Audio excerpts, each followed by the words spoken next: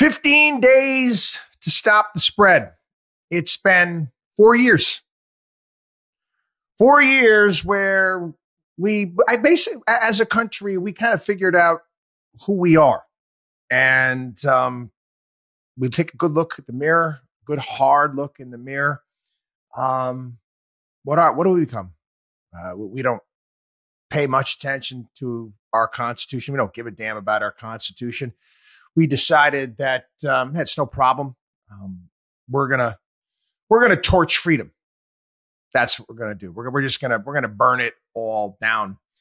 I have a very difficult time talking about that period of time. I really, really do. And my longtime listeners, people who follow what we do here, know we spent a lot of time talking about this while it was in play. Again, I have a very difficult time personally, just psychologically dealing with stupidity or lack of logic and reason. It physically, it really, really, that entire period of time tore me apart. It's almost, I have to actually, I have like a file cabinet, lockbox in my brain over the things that transpired over that period of time. I've got to almost dig into my mind. You ever have that certain things you've got to go dig back and think about, because it's almost like your brain operates to kind of almost protect you from awful periods of time, memories that you don't want to revisit. And that period of time, without a doubt, it is one of those things, one of those periods. And I've spent the past couple weeks putting some things together, actually preparing. I kind of wrote this date down here, March 15th, Friday, for our podcast, that we were going to go over this and revisit, where we decided, we as Americans, we showed our true colors. Red, white, and blue, proud to be an American. No, listen, people. We all live under this illusion that we are free, that we're not ruled over. And it's been played out. It's been played out. We all know it. Grabbed a piece by Jeff Tucker from the Brownstone Institute, and clever. He started off his piece from Shakespeare. Beware the Ides of March. Yep. Warning Julius Caesar about what turned about his doom on March 15th. He writes, the death of American liberty happened around the same time, 4 years ago, when the orders went out from all levels of government to close all indoor and outdoor venues where people gather. No law, not law of the land. Nobody voted on this. And probably, the people that are in power, there's such a bunch of, chicken shits anyway. They wouldn't even want to vote on something like this. All of a sudden, we had bureaucrats. Basically uniting, telling, basically all of our authorities, the executives there, mayors, governors, president, that the only way you can deal with the respiratory virus, the only way out there to deal with the respiratory virus is to take the Bill of Rights, take freedom, and burn it. Scrap it. We don't need that. And not only did we do away with freedom here in the United States, they did away with it all over the world. I go back in time here. Started March 6th, actually in Austin, Texas, that South by Southwest festival was shut down. The mayor, listening to his health experts, basically said, no, we're going to shut that. There wasn't a single case of COVID in Austin, but they shut it down. And that was the first signs of the zero COVID strategy. That was our original policy here in the United States, and then became the policy where China really, went through with it over there. Okay, we had that. Donald Trump went on TV and said that everything was under control. Everything's under control, but he was stopping all travel in and out of the United States from Europe, the UK, Australia, New Zealand, and told all Americans that were abroad that they needed to be back by Monday or they were going to be stuck. Gee, what happened after that? Panic. Everybody panicked, rushed to the airport, had to spend ungodly sums of money on tickets to get home. Crowded airports. That's great with a respiratory virus, by the way. 8 hours, airport standing shoulder to shoulder. There wasn't going to be any sort of sanity. There wasn't going to be any sort of logic or reason in the tactics that the regime, when I talk about the regime, I'm talking about the Donald Trump regime. I'm talking about the deep state regime.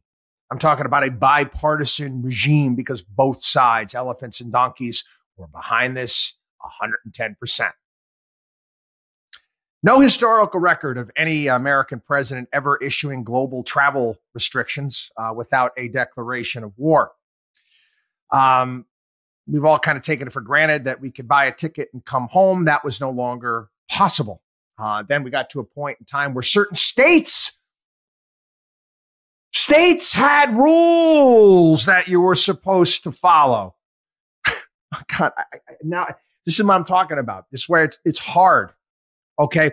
All of these things that happened that, again, I was so angry about at the time. I was so ticked off about at the time that, again, they pop into my head. I remember coming back into New York.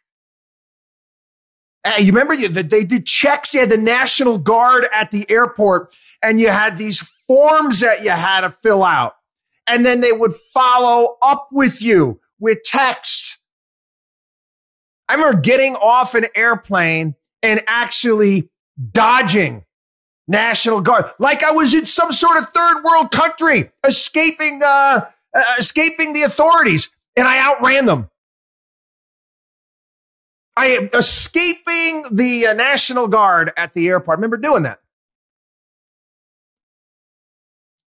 Anyway, popping into my head. Yeah. Having to take COVID tests at the airport in Florida in order to get back to New York. It's just, anyway, get back here. Time frame. Yeah, this is going to be, buckle in, people. We're going to be here for a while on this one. And let me tell you something. I may be opening up some of your memories in your mind that you don't want, maybe not want to go into, but I don't care. Friday, March 13th, Broadway closed. New York City began to empty out. It's like, we're out of here. We're out of here. People were leaving the state, going out to the Hamptons, kind of saw the writing on the wall. Again, I speaking to friends of mine that own restaurants. They were already warned. They're already basically told, we're going to shut you down.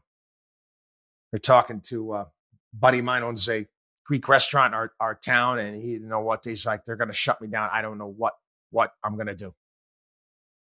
What I'm going to do. And start talking to other people in the industry. Like, I don't know what we're going to do. Anyway, Trump declared a national emergency. He invoked the Stafford Act, which triggers powers and resources to the Federal FEMA, Federal Emergency Management Administration. Department of Health and Human Services issued a classified document that was released to the public months later that you can't even get your hands on anymore. It doesn't exist on any more government website. It was the U.S. government COVID-19 response plan. This is March 13th. And this was going to be led by a task force led by Mike Pence, in a whole of government approach, governors, state and local officials, members of Congress develop the best options for safety, well-being, and health of the American people. Closures were guaranteed. Again, recommended significantly limiting public gatherings and cancellation of all sporting events, performances, public and private meetings that cannot be convened by phone.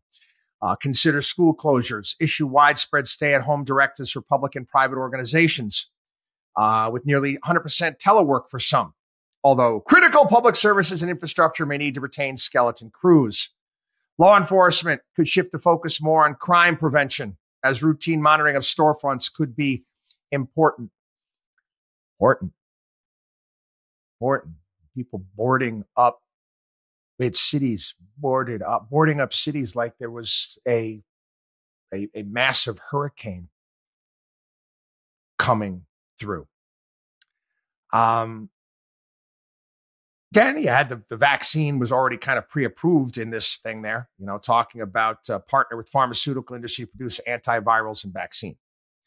National Security Council put in charge of policy making. The CDC was basically the marketing operation. Did it not feel like martial law to you? Did to me. Most certainly did. But what was interesting, this document came out on March 13th, okay? And this is how Trump administration, the powers that be, are lying to us. That came out. But according to Mike Pence, Deborah Birx, Jared Kushner, they didn't meet with Trump until the weekend of the 14th and 15th. That's Saturday and Sunday. And Trump reluctantly agreed to do the 15 days to stop the spread. Yep. And on Monday, March 16th, all public, this is Donald Trump's line, all public and private venues where people gather should be closed.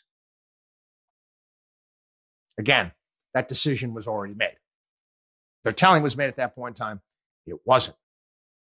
Okay. So, again, it's either Trump knew or the Department of Homeland Security put that document together without Trump's knowledge. And at this point in time, everybody's sticking to their story. Trump is yet to explain. Notice that he has yet to explain the timeline. When he decided to greenlight the lockdowns, he avoids any sort of conversation when it comes to this, aside from the fact that he doesn't take enough credit for his handling of the pandemic. That's the only news we got. You want to think about that. You think about, remember the 9/11 Commission, how much time was spent on the 9/11 Commission? Guys with box cutters taking over airplanes. The amount and all of the intelligence failures. If we had any sort of real look into what happened, of course not. Of course not, because these guys are going to be looking into themselves. Anyway, back to the piece. With Nixon, the famous question was always, what did he know and when did he know it? When it comes to Trump and insofar as concerns COVID lockdowns, unlike the fake allegations of collusion with Russia, we have no investigations. To this day, no one in the corporate media seems even slightly interested in why, how, or when human rights got abolished by bureaucratic edict. Again,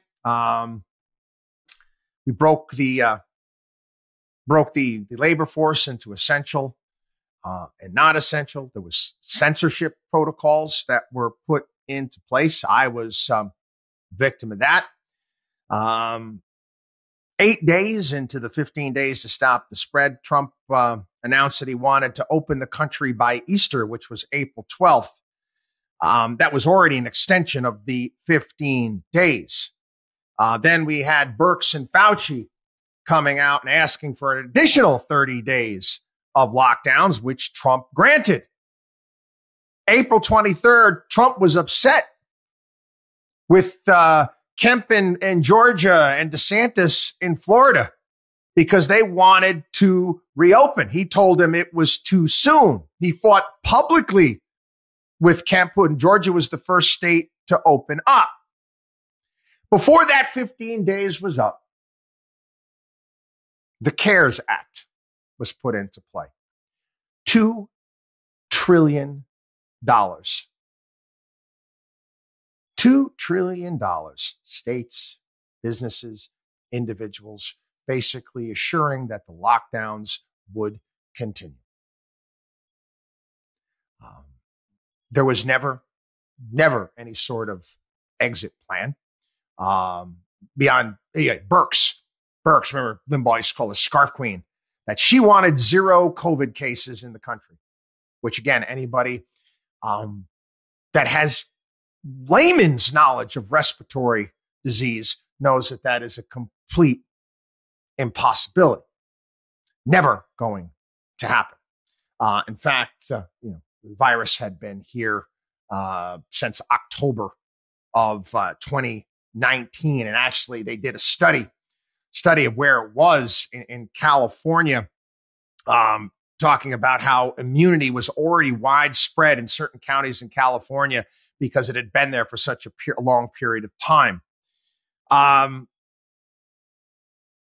Again, you go back, you think about what happened to this country over that period of time. People cooped up in their homes, pointing their fingers at one another. Summer of 2020, the disaster. People angry, had to lash out, latching on to the whole George Floyd situation. Riots, which were allowed to happen. Again, the logic and reason thrown out the door. Racism was a virus, and racism's virus is worse than the COVID virus. So you can go outside and you can protest and do whatever the hell you want and wreck things and break things. Again, no logic or reason. Nothing. About that time, around that time, that's when a guy that was sidelined in the entire thing, all of a sudden, Trump started listening, I guess, a little bit to Dr. Scott Atlas and started urging the states to reopen. President started tweeting about this, was getting hammered in the media. In fact, his account got banned. Trump, he opened up Pandora's box. The Greek story of Pandora. Everything comes out and you can't put it back in. They say, according to various accounts, Trump at that point in time was convinced that the whole effort was a mistake, that he had been trolled into wrecking the country he promised to make great. It's too late, Donald. Mail-in ballots already approved. Country was a mess. Media, public health bureaucrats ruling the airwaves. He played a part of that as well. He couldn't help himself. Couldn't help him. You remember every day at freaking, 4 or 5 o'clock in the afternoon, a briefing that they would have from the White House? Couldn't help himself. Fauci, Trump. It was you go back and you think about how stupid it all was. Again, it's like out of the movie Idiocracy. How stupid were we? Well, not all of us. Election. Many people predicted that once Biden took office, the vaccine was released, COVID would be declared beaten. That didn't happen. Not as many people were all in on getting the vaccine. More pushback coming. Joe Biden wanted to have his COVID checks as well and stimulus plan. So he decided to keep the COVID scam going so he could do the same thing.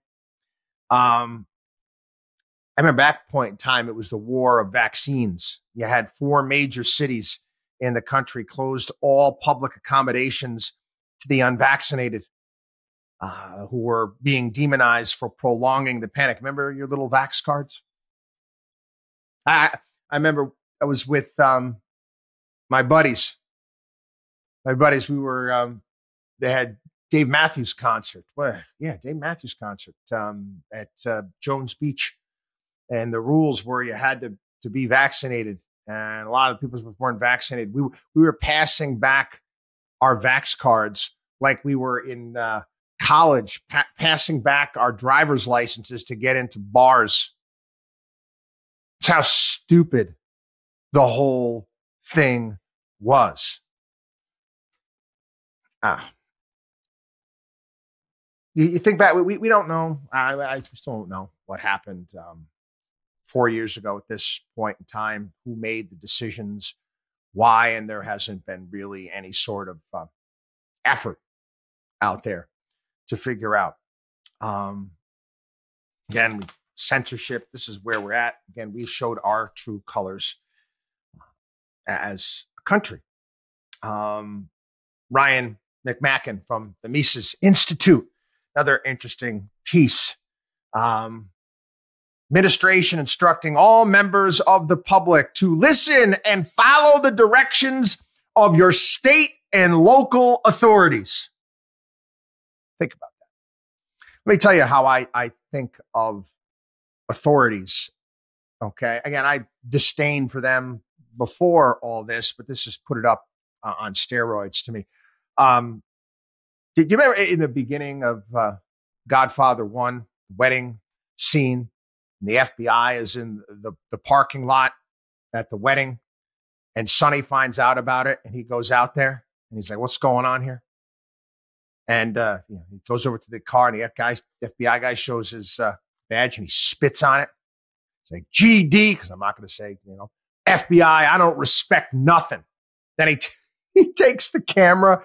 As we're taking pictures, the FBI, it smashes the thing onto the ground and then throws money at the guy. Yeah, that's me. I got to be honest when it comes to authorities, when it comes to government. Yeah, I channeled my inner Sonny Corleone. I have, you like to think of yourself as being cool and calculated as Michael, but I got some confessions to make. Again, it's just things popping back into my mind that happened during that period of time that I've kind of tucked away. I didn't want to remember. Two occasions where I almost got violent with people. Two occasions where I, again, almost went full Sonny Corleone on people. One of, I'm getting a cup of coffee. I don't know where I was going. All I know is I was getting a cup of coffee at a coffee shop. And this is back when the rules were you could sit down at a restaurant and you could take your mask off and have your coffee and eat and drink. I don't know if this is everywhere, but this was in New York.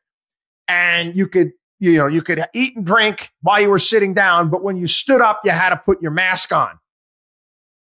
That was going to make any difference. Like if you're sitting down eating, you couldn't actually spread respiratory virus, wouldn't go into the air, but only if you were standing up. And, I'm waiting in line to get a coffee at this coffee shop, and I had my mask down and give a damn. I was kind of like semi-following what was going on.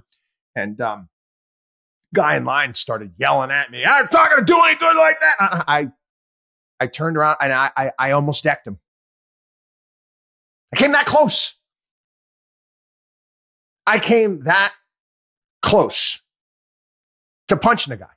Another example as well. I'm at an Italian restaurant with our friends. Same rules apply. Everybody's sitting down, eating at the table, mask off. But if you had to get up to go to the bathroom, you had to have your mask on. I must have probably had a few too many glasses of wine at that point in time. Because again, I really admit, was drinking way too much during that period. Got up, without my mask. I wasn't going to wear it anyway at that point in time.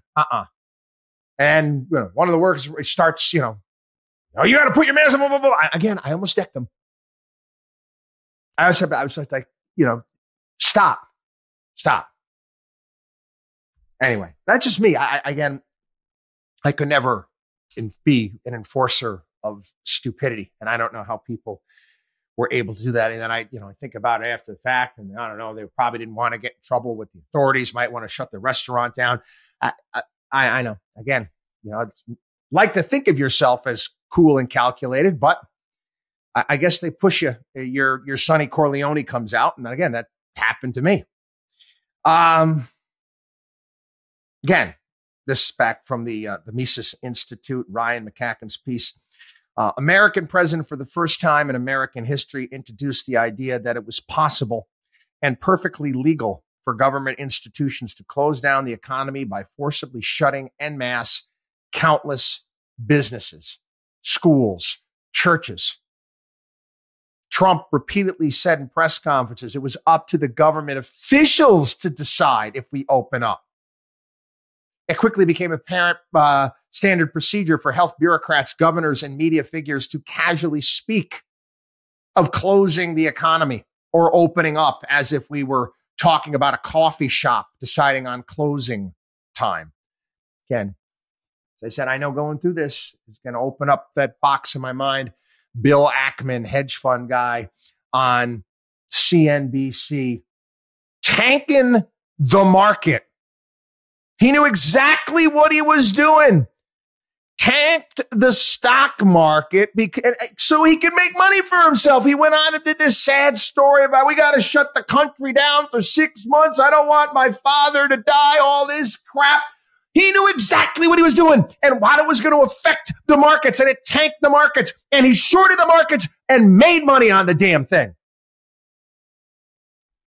Anyway, across the country, many stories that we hear on a regular basis. Local law enforcement officers working to arrest and harass business owners, worshipers at church, soccer moms at a park. And then he had the balls to venture outdoors and do activities not approved by the ruling class. It's happened to me a couple times. Again, my inner Sonny Corleone came out. I got sick and tired. I got, that came around May and June of that year. And I decided to hold I called them black market lacrosse practices. And it wasn't just lacrosse. I was basically opening up my own summer camp, if you will, old school. And this time it was for high school kids. My sons and daughters' friends, where come out, we would, park. I would organize a lacrosse practice. We would play basketball. We did kickball. We played wiffle ball till I got caught.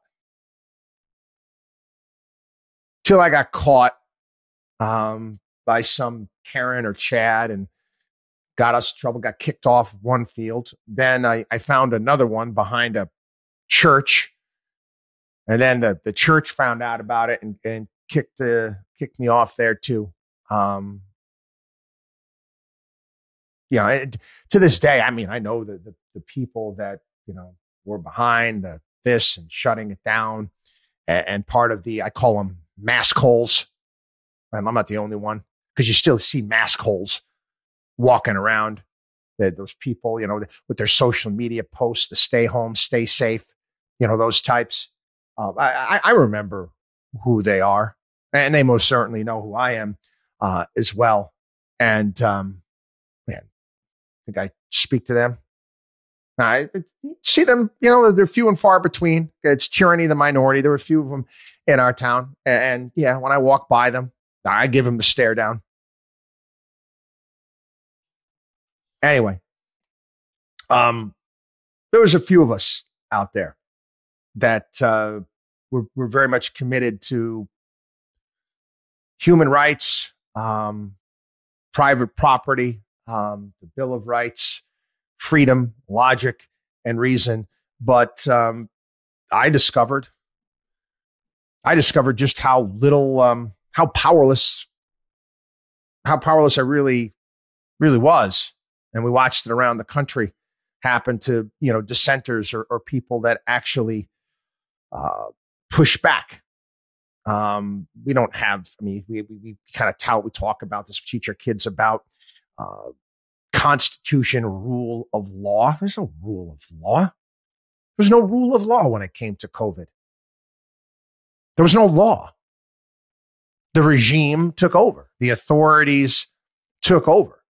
in this emergency that we went through. Think back to this piece. True power is revealed by emergencies. As the COVID panic revealed to us, the real de facto ruling class is the executive state, which effortlessly ruled by decree during the COVID crisis. This ruling clique, an oligarchy of governors, academic experts, media billionaires, and countless nameless and faceless unelected bureaucrats, has illustrated in recent years how irrelevant elected lawmakers can be to the abuse and use of political power. Again, you know how you demonstrate this is that the entire thing, as I mentioned before, the entire lockdown was bipartisan, thoroughly bipartisan. Opposition to lockdowns was virtually non-existent. Any of them, any of the institutions, they all band together. They all did the exact same thing. Where did the resistance come from? People like myself, people that aren't members of the big club, the non-elites, ordinary people being persecuted by the state. Now, how did this work? I mean, you would think, how did they pull, again, you got to think about how this was pulled off. And again, this is so, I'm not buying into Trump didn't really know what was going on. Trump knew exactly what was going on. Okay. There would have been a lot more pushback, maybe even much more violent pushback against the government. But they got away with it because they threw money at everybody. They essentially bribed everybody. You couldn't evict anybody. No more student loans, stimulus checks, handouts to businesses, all of this stuff. They essentially bribed people, dumped tons of money into unemployment. I remember. I remember it was the next round of stimulus checks coming out and listening to a local radio station here. And there was a jewelry store advertising, you're getting your stimulus checks. Come to our jewelry store and buy jewelry with. I'm like, it was surreal to me. The entire thing, surreal. And again, it was like living in idiocracy, but it hasn't gone away. People, we showed our true colors. We showed what this nation is really all about. And again, like I said, I don't like opening up that file cabinet in my mind for that period of time. And I could tell 100 other stories as you could as well. What's sad right now is that we almost kind of like pretending like it didn't happen. It's 4 years out, just as 4 years. 4 years out. It's like we don't talk about it anymore. Pretend like it didn't happen. It's like we're embarrassed as a nation to some degree. I don't know. Maybe that's the case. My question is whether or not we learned anything from it. With that, I'm not so sure. WatchDog on WallStreet.com.